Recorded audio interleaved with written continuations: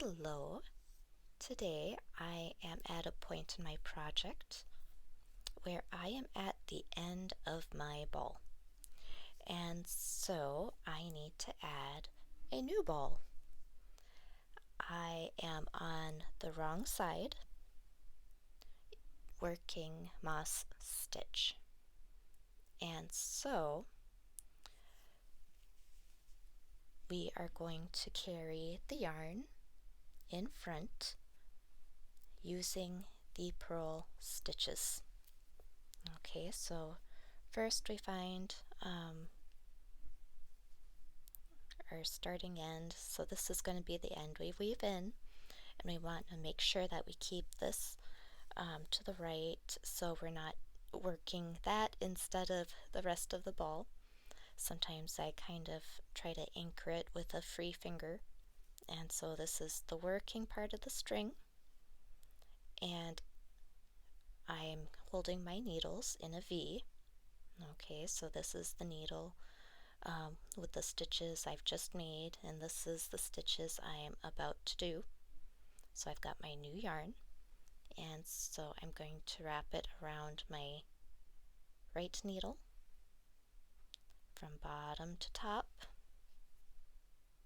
and then I'm going to take my original skein and wrap it around like I would normally do a purl.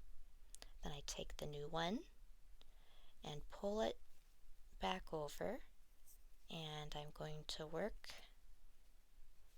that purl stitch. The next stitch I do normally, so this is going to be my knit stitch.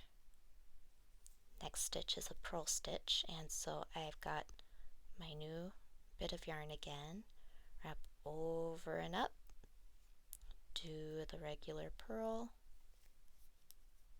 and pull the new one back down.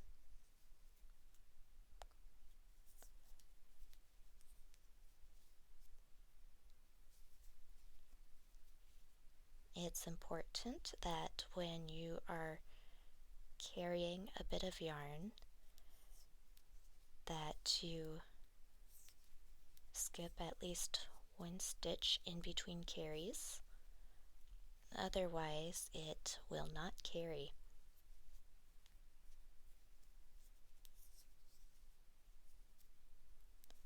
So I will show you. So I just did a carry on this purl one, and just for fun I'm going to do it again on this next stitch. And so it did not really catch in that second stitch. And so I'm just going to undo.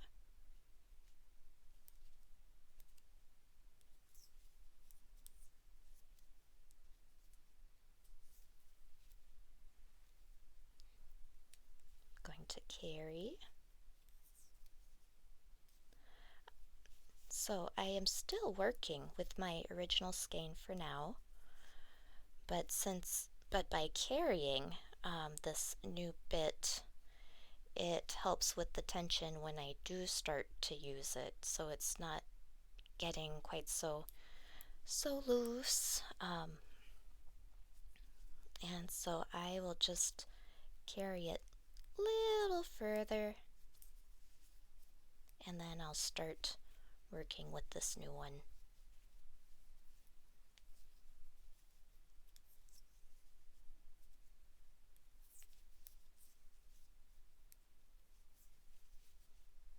If I had the right side of the project toward me, I would be carrying the yarn on the knit stitches.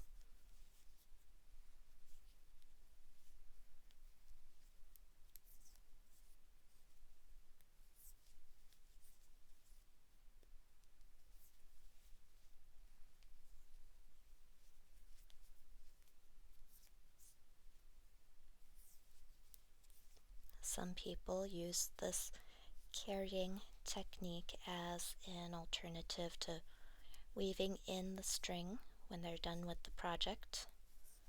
I will still go back and weave in the string too, but perhaps not quite so much of it as I normally would. There are some instances where this technique isn't quite so handy, especially when working in lace. But for this purpose, it works pretty well. And it's okay if you need a moment to really get into the groove of it.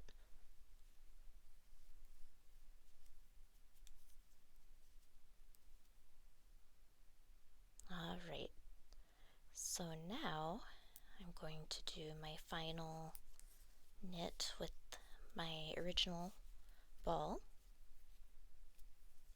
and I am going to purl with the new one. And so I will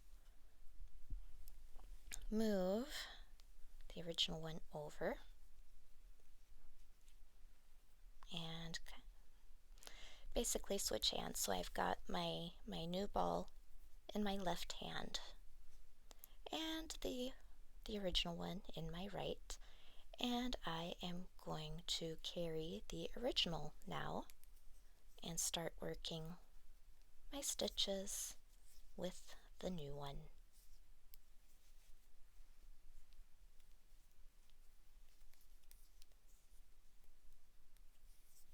And this helps to anchor that last real stitch I did with my original ball to prevent that one from getting loose.